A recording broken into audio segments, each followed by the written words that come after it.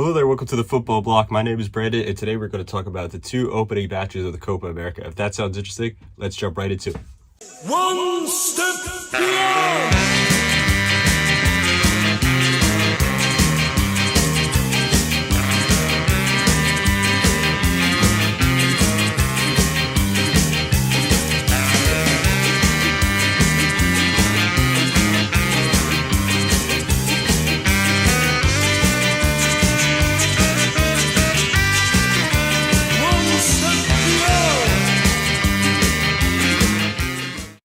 So just a few days ago, we had the two opening days of the Copa America, starting off with Brazil versus Venezuela, and then Colombia versus Ecuador, and then the day after, Argentina versus Chile, and Paraguay versus Bolivia. So starting off with Brazil versus Venezuela, now we have to address the big elephant in the room, and that is unfortunately 8 of Venezuela's players, including many of their starters, as well as 4 staff members, contracted COVID-19 a day before their game started. Obviously, this had a huge impact on the team as they had to call up a lot of guys on the provisional list, and it also brought up a lot of doubts of this tournament if it would even go on. Now, the game started off a bit slow. Brazil had all the possession of the ball, they controlled all the chances, and they scored off a corner where Marquinhos just slightly poked the ball into the net, sending Brazil up 1-0. Then in the second half, Brazil started to really up the ante. Neymar got onto the ball more, and he had 2 chances where he just almost scored. With only about 20 minutes left, Brazil got a penalty, and Neymar scored, and then late on into the game, Gabigol was subbed on and scored his first goal for Brazil since 2016. In the end, the match finished 3-0 for Brazil. Easy, comfortable win. In all honesty, I was slightly disappointed by Brazil's performance. Now, it was a good performance, but for any other team that's hosting the tournament to start off with a 3-0 win, that would be a great result. But this isn't just any other team, this is Brazil. And considering that Venezuela have all their internal problems behind the scenes, I was expecting Brazil to come out of this match and then win 6-0, 7-0. But ultimately, they won 3-0, comfortable win. Venezuela had barely any chances at all. Even though they played resolute, they weren't complete pushovers, so credit to them. And I know this is Chiche's style. He likes to have like a slow burning style, which is more based on defense, break the opponent down, and then let the flair players do what they must. So it's not the end of the world by any means. Brazil just won 3-0 in their opening match. I mean, you can't complain too much there. Obviously, I still think Brazil are the heavy favorites to win this tournament, as the next few matches have showed. No one really seems strong enough to topple Brazil. Obviously, we haven't seen Uruguay play yet, but out of all the other teams that have played, Brazil still look by far the strongest. Now, on to the next match, Colombia versus Ecuador. Now, this match was, in all honesty, very boring.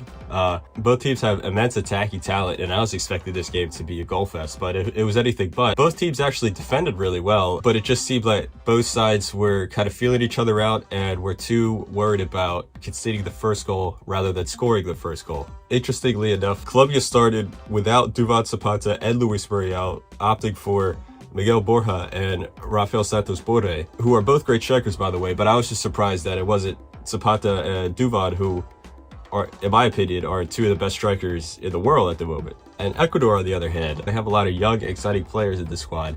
And we didn't really get to see a lot of that today. I'm sure we will later on in the tournament. Maybe they're a little nervous because it's the opening match. And again, these are a lot of inexperienced players. The game finished 1-0 to Colombia, and that was after a beautiful, well-worked set-piece goal between Edwin Cardona, Juan Cuadrado, and Miguel Borja. And it was finished off by Cardona with a wonderful volley. So even though the game overall was boring, the goal that decided the game was a beautiful goal of the tournament contender. So on to the next 2 matches. We had Argentina versus Chile. Obviously a rematch of the 2015 and 2016 final. Also a rematch of the 2019 third place match. This game was everything you expect from an Argentina-Chile match. Both teams came into this with so much passion, so much hatred for each other, so much history as well. The first half started off, it was all Argentina. They had chance after chance, and then they missed a lot of them. It wasn't until Messi stood up for a free kick and scored with a beautiful curling effort that Argentina took the lead. But as the second half started, Chile came out. They were the ones that took the momentum of the match in their favor.